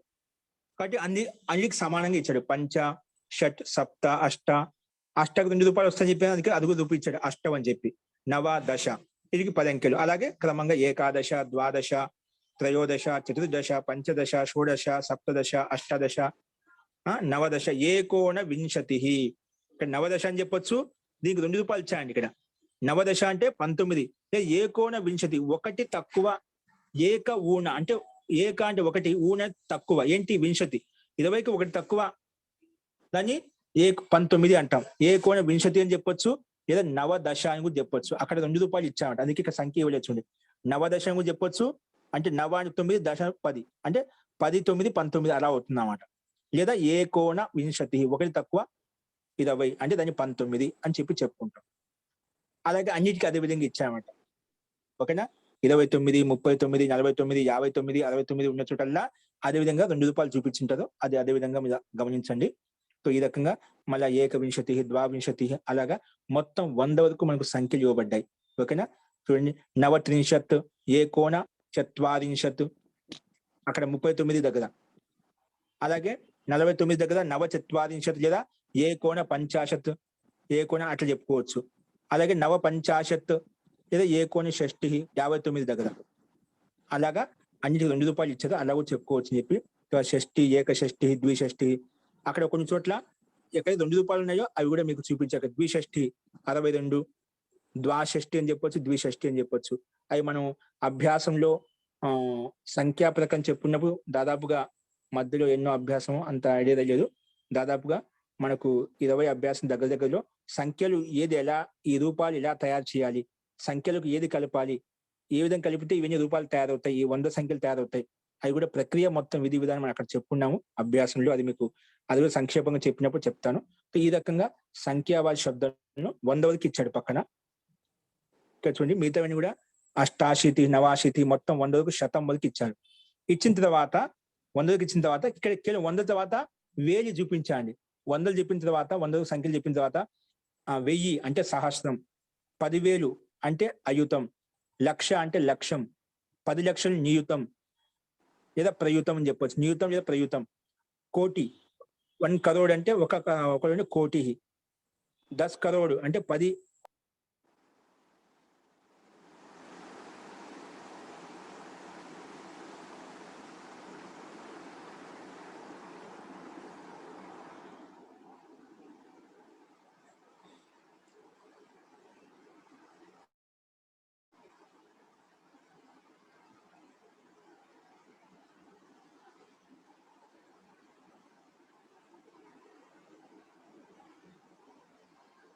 నీలం అంటే ఒక నీలం నీలం, ఒక నీల అంటే ఒక నీలం అని చెప్పి చెప్పుకున్నాము. అదే 10 నీలాలు అంటే దశ నీలం, పద్మం, దశ పద్మం, శంఖం, దశ శంఖం, మహాశంఖం. ఓకేనా? అంటే కోటి మనం చెప్తా, 10లు 100లు అయిపోయిన తర్వాత 1000, 10,000, 1,00,000, 10 లక్షలు, కోటి, 10 కోట్లు, అవన్నీ రకంగా మనం మహాశంఖం వరకు వచ్చి ఇక్కడ ఆగామంట. అట్లా 100 వరకు సంఖ్య చూపించిన తర్వాత ఇవన్నీ కూడా జో మహాన్ సంఖ్య ఏవైతే ఉన్నాయో అవి ఈ రకం చూపించదు. ఈ రకంగా చూపించదు. సహస్రం, అయుతం, లక్షం, నియుతం, ప్రయుతం చెప్పొచ్చు. కోటి, దశ కోటి అంటే 10 కోట్లు, అరబ్ అంటే 100 కోట్లు, 100 కోట్లు తర్వాత 100 మళ్ళా 110 అరబులు దశార్బుదం అని చెప్పుకున్నారు. కరవం, కర్వం, దశకర్వం అదే ఇప్పుడు ఇక్కడ చెప్పిన విధంగానే ఉన్నాయి. ఆ క్రమంలో ఇవ్వలేదు, కానీ ముఖ్యమైనటువంటి ఏవైతే ఉపయోగిస్తామో చూపించారు. కర్వం, దశకర్వం, నీలం, దశ నీలం, పద్మం, దశ పద్మం, శంఖం, శంఖం, మహాశంఖం. ఓకేనా? మనం మామూలుగా 100 కోట్లు, 1000 కోట్లు అలాగా మళ్ళీ అక్కడి నుంచి వెళ్ళిన తర్వాత ముందుకు వచ్చి వెళ్ళిపోతాం. ఇక్కడ 10తో లెక్క పెట్టేసాడు అనమాట. అస్తు. ఈ రకంగా ఈ సంఖ్యావాచి శబ్దాలకు వేలల్లో సంఖ్యలు ఈ రకంగా చూసాము. సో ఈ రకంగా శబ్ద సంగ్రహం అనేది మనకు ఇక్కడ సమాప్తం అవుతుందండి. సో ఇక్కడ సూచన ఇచ్చారంటే 101 నుంచి మొదలుకొని ఏంటండి 100 వరకు సంఖ్య చెప్పినాం. 101 నుంచి మొదలుకొని అధిక సంఖ్య తయారు చేయడం కోసము ఇక్కడ ఏకాధిక శకం చేసే 101 ఉంది. ఏకాధిక శతం, ఇక్కడ శతం ఉంది కదా, దాని ముందు ఏకాధిక పెడితే మొత్తం ₹1,000,000 అనే విధంగా వస్తాయన్నమాట. ఏకాధిక శతం, ద్వాధిక శతం, త్రయాధిక శతం అన్ని ఇదే విధంగా ఉంటాయి. ద్వయాధిక శతం, ఏకాధిక, ద్వయాధిక శతం పక్కన పెట్టి ముందు 1, 2 నుంచి మనకి సంఖ్యలు ఏవైతే ఉన్నాయో ఒక అధిక శబ్దం యాడ్ చేసి మొత్తం 101, 102 సంఖ్యలు కూడా ఇదే 200 వరకు ఇదే విధంగా రాసుకోవచ్చు. తర్వాత 300 కూడా అదే విధంగా ఉంటుంది ప్రక్రియ. కాబట్టి ఏంటండి 119 119 చెప్పండి. 119 ఎలా వస్తుందంటారు? నవదశాధిక శతం. అదే ముందున్న రూపాయలు అవే ఉంటాయండి. మొత్తం 100 వరకు సంఖ్యలు. అందుకే నేర్చుకుంటే ఇవన్నీ సంఖ్యలు సరళంగా ఉంటుంది. ఇంకా 100 వరకు సంఖ్యలు నేర్చుకున్నాం అనుకోండి, అవే శబ్దాన్ని నవదశాధిక అధిక శబ్దం యాడ్ చేస్తాం, అంతే శతం పెట్టేస్తాం. నవదశాధిక శతం, వింశత్యాధిక శతం అంటే 20 ఎక్కువ 100, ఏకవింశత్యాధిక శతం, ద్వావింశత్యాధిక శతం, అలా 120, 22 ఎక్కువ 100, 23 ఎక్కువ 100, 24 ఎక్కువ 100, అలాగా అధిక శబ్దాన్ని యాడ్ చేస్తాం. దాన్ని బట్టి అక్కడ రూపాయలు మనకు సంఖ్యలో పెరుగుతూ పోతుంది అన్నమాట. అదే 200కు ద్విశతం అంట, 300 త్రిశతం అంట, 400కు చతుర్శతం, పంచశతం, షట్శతం, సప్తశతం, అలాగా అన్ని ఇదే విధంగా ఉంటాయి. సప్తాధిక, ఏకాధిక సప్తశతం, ద్వాధిక సప్తశతం, త్రయాధిక సప్తశతం, అలాగే 100ల వరకు మనం ఇట్లాగే చెప్పుకుంటూ పోవచ్చు అనమాట. అందుకే ముందు ఈ 100 మనకు కంఠస్థమే అంటే దాన్ని బట్టి మొత్తం వచ్చేస్తాయి. తర్వాత మనకు 3 నుంచి 18 వరకు సంఖ్యలను చెప్పుకున్నా కదా, నిత్య బహువచనంలోనే ఉంటాయి. తర్వాత ఏకోన వింశతి, నవవింశతి వరకు అంటే ఏకోన వింశతి 19 నుంచి వరకు, 19 నుంచి మొదలుకొని 99 వరకు శబ్దాలను కూడా ఏకవచనంలో ఉంటాయి. ఏకవచనాంత శబ్దాలు స్త్రీలింగంలో ఉంటాయంట. ఏం చెప్పండి?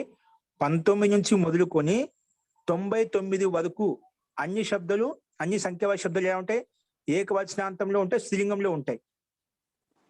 వీటి అన్నిటి కూడా ఏకవచనంలో రూపాలు నడుస్తాయి అన్నమాట. ఎక్కడి నుంచి? 19 అయిన సంఖ్య నుంచి మొదలుకొని 19 సంఖ్య నుంచి 99 సంఖ్య వరకు ఇవి ఏకవచనంలో ఉంటాయి, స్త్రీలింగంలో ఉంటాయి. ఇవన్నీ కూడా ఎలాగుంటాయి? ఇప్పుడు ఇక్కడ ఇచ్చాడు అనమాట. ఏకవచనం రూపాలు కూడా ఏకవచనం నడుస్తాయి. వింశతి, షష్ఠి, సప్తతి, ఇకారంత శబ్దాలు ఏంటి? వింశతి, షష్ఠి, సప్తతి, అశీతి, నవతి, జిస్కే అంతిమే హో ఉస్కే రూప్ మతికే తుల్య చెల్లింగ. అట్లాగా అంతింలో ఇకారం ఉంటుంది, మతి శబ్దం చెప్పుకున్నదా? మతి, మతి, మతయ, మతి, మతి, మతి, అలాగా మతి శబ్దానికి సమానం నడుస్తాయి. ఎక్కడి నుంచి? 19 సంఖ్యను మొదలుకొని 99 సంఖ్యలు ఏవైతే స్త్రీలింగాలు ఇక్కడ ఇచ్చా కొన్ని ఎగ్జాంపుల్స్, వింశతి, షష్ఠి, సప్తతి అని చెప్పి. అటువంటివి మతి శబ్దానికి సమానం నడుస్తాయి. ఏవైతే తకారాంత శబ్దాలు ఉన్నాయో వింశత్, త్రింశత్, చత్వారింశత్, పంచాశత్, ఇవన్నీ కూడా ఎలాగున్నాయి, అటువంటి శబ్దాలు మాత్రము సరిత్ శబ్దానికి సమానం నడుస్తాయంట. ఎలాగా? సరిత్ శబ్దానికి, అది కూడా మనం చెప్పుకున్నాం, శబ్ద సంఖ్య 19 ఆ శబ్దానికి సమానం నడుస్తాయి. ఇక్కడ తకారం శబ్దాలు చత్వారింశత్, పంచాశత్, అలాగే శబ్ద అంతిమంలో చత్వారింశత్ ఉన్నటువంటి శబ్దాలు ఏవైతే ఉన్నాయో, అంతిమంలో తకారం ఉన్నటువంటి శబ్దాలన్నీ కూడా సరిత్ శబ్దానికి సమానం నడుస్తాయి అని చెప్పుకున్నాము. ఇవన్నీ మనకు అభ్యాసంలో చెప్పుకున్నామండి, జస్ట్ ఇక్కడ సందర్భాన్ని చెప్పుకుంటున్నాము. నెక్స్ట్ 4వ పాయింట్ లో శతం, సహస్రం, ఇప్పుడు పైన చెప్పుకున్నాం కదా, శతం, సహస్రం, అయుతం, లక్షం, నియుతం, ప్రయుతం ఆది శబ్ద, ఇవి కూడా సదా ఏకవచనాత్మక నపుంసకలింగంలో ఉంటాయండి. ఇవి కూడా సదా ఎల్లప్పుడు ఏకవచనంలో ఉంటాయి, ప్లస్ నపుంసకలింగంలో ఉంటాయి.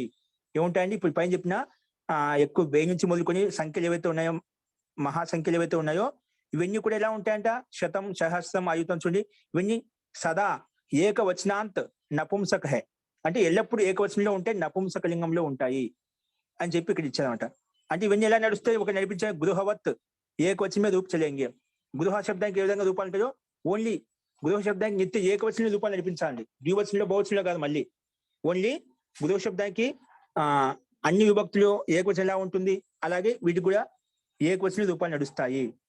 కోటి ఒక శబ్దం మాత్రం మతి శబ్దానికి సమానం నడుస్తుంది. కోటి, సహస్రం, శతం, సహస్రం, అయుతంలో ఒక కోటి శబ్దం ఉంది కదా, అది మాత్రం మతి శబ్దానికి సమానం నడుస్తుంది అని చెప్పి ఇది చెప్పారు. నెక్స్ట్ అంతిమ పాయింట్, సంఖ్యేయ శబ్ద్ అంటే క్రమవాచక శబ్దాలను చెప్పేటప్పుడు, ఇది 1వది, 2వది, 3వది అని చెప్తాం కదా, అలా క్రమవాచక సంఖ్యేయ శబ్ద్ అంటే ప్రథమ, ద్వితీయ, తృతీయ, ఇది ప్రథమ, ఇది ద్వితీయం, ఇది తృతీయం అని చెప్తాం కదా, అలాంటి రూపాలు తయారు చేయడం కోసం అభ్యాసం 23 వ్యాకరణం దేకో, అభ్యాసం 23 ఇచ్చినటువంటి వ్యాకరణ అంశాలు అక్కడ చూడమని చెప్పారు. అదే మనకు అభ్యాసం 22, 23, 24లో ఈ సంఖ్యావాచ శబ్దాలు ఎలా తయారు చేయాలి అనేది, ఈ ప్రక్రియ రూప విధానం అంతా కూడా అక్కడ అభ్యాసం 23 దగ్గర ఇవ్వబడ్డాయి, అక్కడ చూసుకోమని చెప్పి ఇక్కడ చెప్పారు. ఈ రకంగా శబ్ద రూప సంగ్రహంని 2 భాగాలు చేసుకున్నాము. ఒకటి కా భాగంలో సంక్షిప్త రూపాలు ఇవ్వబడ్డాయి, 2వ భాగము ఖా భాగంలో అక్కడ ముఖ్యమైన శబ్ద రూపాలు ఇచ్చారు. అక్కడ సంక్షిప్త రూపాలు ఇవ్వలేదు, ఎందుకంటే వారికి సమానంగా నడిచే రూపాలు లేవు కాబట్టి, అవి స్వతంత్రంగా నడుస్తాయి కాబట్టి అక్కడ ఇవ్వలేదు. ఈ రకంగా శబ్దరూప సంగ్రహంలో ముఖ్యమైనటువంటి శబ్దాలు, ధాతువులు, శబ్దాలు, సంఖ్యావాచ శబ్దాలు కూడా మనం చూసాము. ఈ రకంగా ఇవన్నీ మనకు అన్ని ఉపయోగపడేటువంటివి, వీటిని ఈ రకంగా ఉపయోగించుకోవాలి. అస్తు. సో ఈ రకంగా శబ్దరూప సంగ్రహం మనం చూసాము.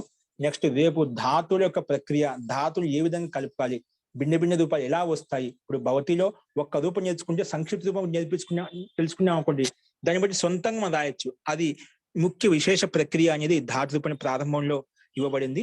అది విశేష ప్రక్రియ, ధాతు ఎలా రాయాలి, మనం 10 లకాలను ఎలా గమనించాలి, ఎలా గుర్తించాలి, ఎక్కడ ఏ విధంగా మారుతుంది. ఒక లుంగు లకారంలో ఒక లంగు రకం 4 కనీసం 7 రూపాలు ఉంటాయన్నమాట, ఒకే ధాతుకు ఒకే లకారానికి. అవి ఏ రకంగా మారుతాయి, ఒక సంక్షిప్త రూపం కూడా గుర్తుపెట్టుకుంటే మనకు సరళంగా అనాయాసంగా ఎటువంటి శబ్ద రూపైనా ధాతు రూపాలు నేర్చుకోవచ్చు. చాలా సరళంగా ఉంటాయి ధాతు రూపాలు కూడా, కానీ దాని టెక్నిక్ తెలియాలి. ఆ విధి విధానం తెలుసుకుంటేనా మనం సహజంగా నేర్చుకోవచ్చు. అది మనం రేపు చూద్దామండి. అస్తు. ఇంకేమైనా సందేహాలు ఉంటే మనం చెప్పండి. ఇప్పుడు ఏదో మధ్యలో చెప్పబోయారు, అది దీర్ఘంగా అంటేనే రేపు చెప్తాను ఖచ్చితంగా. ఏదో సామాన్యం అయితే ఇక్కడ చెప్పేస్తానండి. జీ ఏదో మధ్యలో అడగబోయారు, నేను అది కంప్లీట్ చేద్దామని చెప్పి టైం ఎక్కువైందని చెప్పాను, నేను కంటిన్యూ చేశాను. ఒక అంకెకి ముందు 19 వచ్చినప్పుడు నూనం అంటారు కదా. తక్కువ వచ్చి ఊనం అంట, ఊనం అంటే తక్కువ. ఓకేనా, ఒకటి తక్కువ అంటే అది నూనం, శతంలో ఏక కూడా ఊనం. వస్తుందండి. ఏంటండి 100 సంఖ్యలకు వెళ్ళినప్పుడు కూడా వస్తుందా? అప్పుడు అట్లా వస్తుందండి. అంటే 19, 20, 19, 29, 39, 49 అటువంటి చోటలో వస్తుందన్నమాట. అప్పుడు అలాగే 119, 129 అన్నాం అనుకోండి, 139, 219, 229, 239 అలా అన్ని చోట్ల వస్తుంది. 19 వచ్చిన చోటల్లా. ఒకటి తక్కువ అని చెప్పేటప్పుడల్లా ఇది ఊన శబ్దాన్ని ఉపయోగిస్తాము. ఓకేనా, అస్తు. ఓకే అండి. ఏమైనా సందేహం అంటే రేపు చూద్దాము. మంత్ర పాఠ.